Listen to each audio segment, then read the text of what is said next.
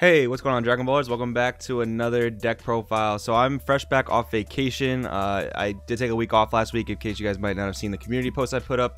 But yeah, set 6 has been a little bit weird for me. I did take the vacation as soon as it basically came out, and I've been testing things online before before the set dropped, and I've had a little bit less testing time than most other people, but I come up with a lot of lists that I really like. So I'm excited to bring you guys those lists. Here we're gonna showcase my mono green Broly BR deck that I actually took to locals this past weekend. Went 3-1 with it. Very, very good. I'm going to talk about some of the premonitions that a lot of people have with this deck too, kind of closer to the end. Just clarify a couple things that I think about the deck where other people I know have some different opinions. But before we get into this, guys, if you're new to the channel, definitely hit the subscribe button, hit the notification bell so you stay up to date with all awesome Dragon Ball Super content that I post here. If you guys are looking for a Dragon Ball Super community, check out the Discord in the description below. Amazing group of people there.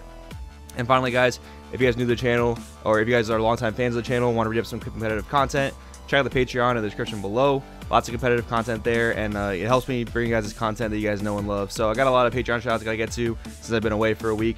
Thank you guys so much, Luke, James, Raphael, Nick, Buster Slash, Adrian, Joel, Andrew, Jordan Markle, and Steelo.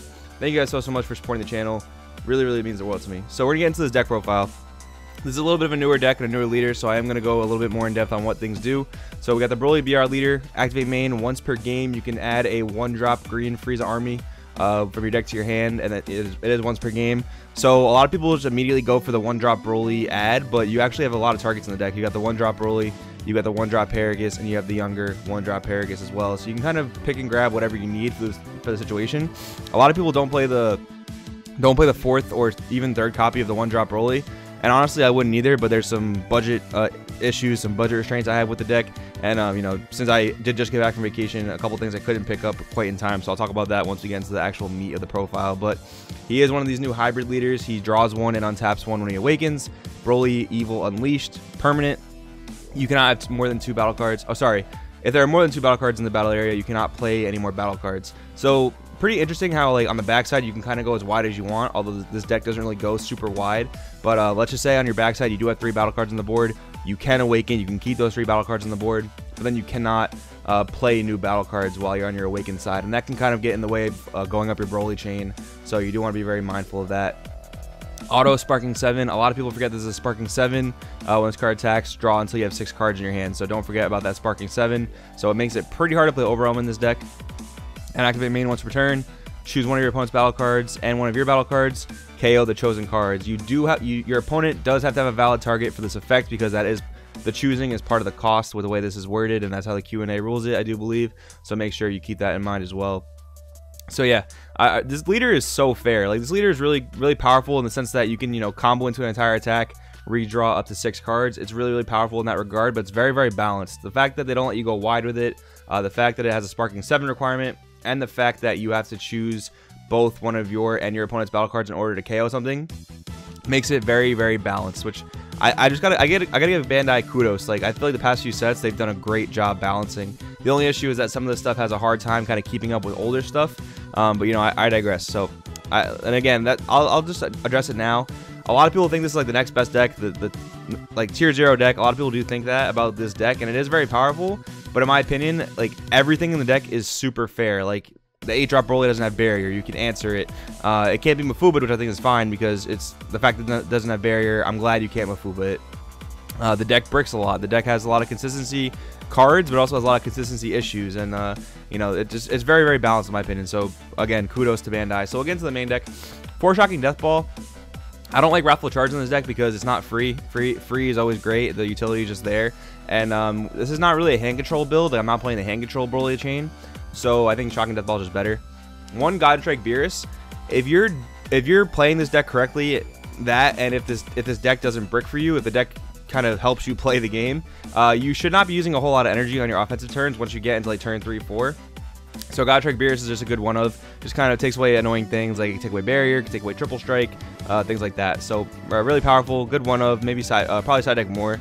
And now we have 3 of the 8-drop, 4 6-drops, 4 4-drops, and 4 1-drops. So this is your standard Broly chain. This is what's considered the good Broly chain. Honestly, I'd be a really big fan of the other Broly chain if that 7-drop didn't require you to burst. because that would be really good against Janemba. This chain does have a little bit of an issue against Janemba, and I guess I should also talk about why I choose to play mono green over blue green or yellow green. Yellow green, not a fan of. There's a lot of clunk in that deck. Like in this deck, you can see there's already a ton of extra cards, but in yellow, if you're playing Bloodlust, Battering Lasers, Planet Vegetas, and all these on top of that, probably in lower numbers, but still all these cards, that is just so many extra cards, and it's so clunky. That build does have added consistency because you have Planet Vegeta to search out your lower Broly drops if you need to. And then you have blue green. I was testing blue green on stream if any of you guys saw that, and I do like it since you can only have 6 cards in hand. Having the ability to get to Senzu Bean and Infernal Villainy Cell, it allows you to hit bigger combo numbers, but mono green just allows you to play a lot of the good green cards that I think this deck should play. So I've been liking mono green. If anything, I would play blue green, but I probably wouldn't play yellow green. Just personal preference though. I'm not a huge fan of how clunky it is, but there's that. And yeah, like I said, I would like the other bullet chain better if the big boss monster wasn't a burst 3, because that would be very good against Janemba. This deck does have somewhat of a tough time against Janemba. Your sideboard, which we'll go into a little bit later, has to help you there. But yeah, standard bullet chain, this is what's considered the good one. 2 Rampage trigger Paragus. At first, I was not much of a fan of this card at all, because to me it's kind of steep, a 2-drop. But honestly, it is really helpful. So there's some instances where you can get the 1-drop with your leader effect. You can't quite get the 4, 6, or 8 drops with leader effect. So Paragus having added consistency. If you drop the 1-drop on 1, if you know your opponent can't KO it, you can drop Paragus on 2, search out the 4-drop, and then you go up the chain from there. So it's pretty helpful in that regard, and it just gets you a card out of your deck with a control mechanism. The control mechanism can help you go into the next part of the chain. It's pretty helpful. I should also talk about why I play 4 1-drop Broly. There's a few reasons for that. One, I don't have the Broly Secret Rare. If I did have the Broly Secret Rare, I would absolutely play it in this deck. I'd probably chop off one of these Brolys for it. And if I had a 4th Paragus, I would maybe consider playing the 4th Paragus in place of the 4th Broly. But I think 3 Paragus of the Dash Pack 1 is specifically the one I'm talking about. I might swap the 4th for the 4th Broly, but honestly, the Secret Rare would be in place of that 4th Broly, just so added consistency. And if your leader doesn't need to search the 1-drop Broly, you can search all the other cards in your deck that are 1-drop Frieza Army. So sorry that was a little bit word jumbled, but there's that explanation for you. 4 Paragus Deadly Premonition. This is just added consistency in the deck. Like I said, this deck can brick, especially if you don't see your 4-drop or 6-drop or 8-drop when you're trying to go up your chain. So this does help with that. It's also really cool how you can kind of just KO him with either your leader ability or your Paragus ability, your Dash Pack Paragus, and just restand energy. Makes him kind of free, which is really cool. A one-of-kind wish.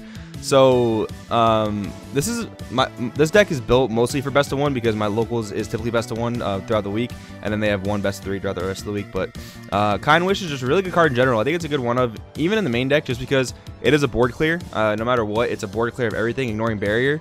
And this deck has some matchups where it struggles with, one of which being the Red Frieza deck, because they just negate every single attack you put out, and then they kind of just out resource you from there.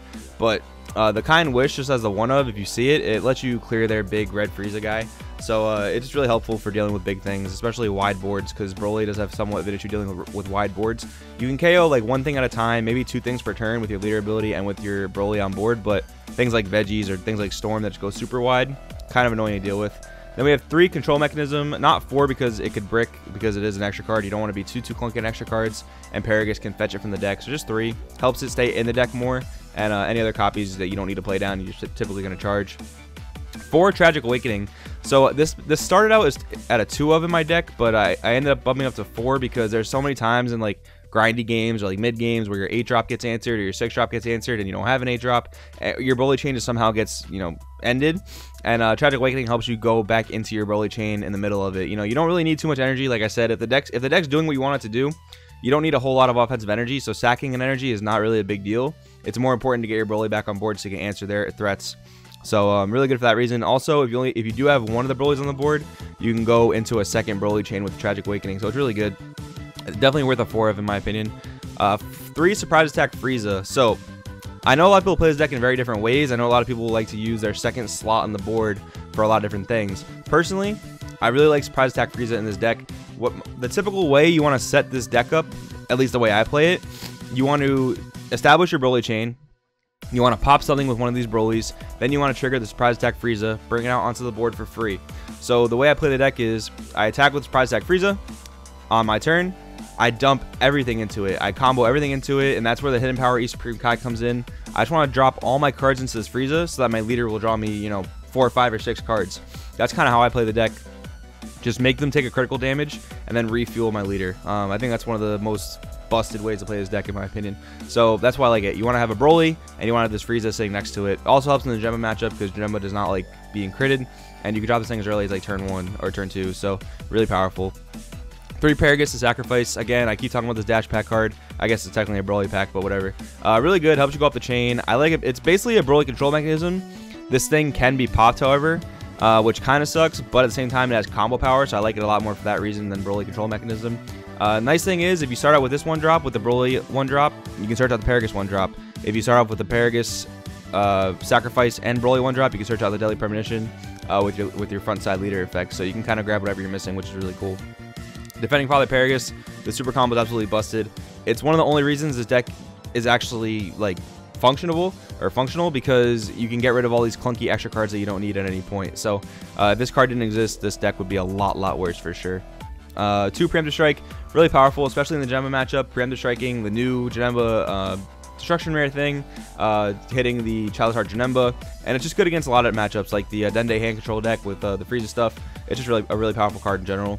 And then, like I said before, the Hidden Power E Supreme Kai is really strong. Just that double strike lets you get, you know, lets you apply a lot of pressure, especially like I said with the surprise attack Frieza. Really powerful. So now if we come into this slightly more expanded version of the deck, Shenron's Lair did add a sideboard option. They're still working on the overhaul of the website, so shout out to them because Shenron's Lair is just an amazing team, an amazing group of people. So I got a couple sideboard techs for you guys here that I think are really important. Kami Global Unifier, like I said, if the deck's doing what you want it to do, you don't use a lot of offensive energy, so Kami's really important at dealing with those wide boards like veggies, like Storm. Anyone that wants to overcommit, Kami will really punish that, where your deck kind of has an issue with that. You definitely don't want to get swarmed in this deck because since your leader does draw up to 6 every turn, that seems really busted, but only playing with 6 cards on defense, it can sometimes be really stressful. So you do want to have a way to deal with really wide boards. TN, Returning Fire, this is the way you're going to deal with Janemba for sure. I think this card is just really an auto win against Janemba in a lot of instances, and in this deck it's no exception. A 1-drop 15k attacker that stops them from Sensu beating on defense, Dimension Magic, all that kind of stuff. Really powerful. You kind of need it in this deck in my opinion if you're not playing Bad Ring Laser. And 2 more copies of a Kind Wish really helps with the board clear. Like I said again, you really don't like wide boards, but it's also good against those big boss monster decks because it's a 4 energy, get rid of anything. Doesn't matter if it has barrier, doesn't matter how big it is, just gets rid of it, lets you go back into your Broly chain, which is really powerful. So yeah guys, that's the whole deck profile there. This deck's really good. Like I said, I don't think it's tier 0, or I also don't think it's the best deck like a lot of people claim or say or think. I've tested it a lot, and to me it's very fair. Your big boy can get answered. You only drop 6 cards. Like I said, Bandai did a great job balancing this. Now I think if they could ban certain things and balance the game out more, I think the game will be even amazing. I think the format, and let me just say this, I think the format currently is amazing. I think there's so much diversity. I think it's really cool. There's some annoying decks out there still. Shenron Gogeta, definitely not busted, definitely not tier 0. Deck's still annoying though. So I'm going to part with that closing statement. So if you guys enjoyed this deck profile, drop a comment down below. Let me know what you think about it. Definitely open to constructive criticism on this deck. Definitely open to tips. I know it's not the most optimized build possible, but I do really like this build going forward. So if you're looking for a Broly build, I suggest you try it out. Let me know what you think about it in the comments below. Thank you guys so much for watching. My name is Joey. This is World TCG, and I'll see you guys in the next video. Hey, welcome to the end card, and thank you so much for sitting through that, because honestly, I'm just doing this until they make a Digimon trading card game. So if you like Dragon Ball Super for some reason, give it a sub up above. Maybe check out some of our other content, and do not forget, Digimon is way better than Pokemon. With that being said, we will see you next time.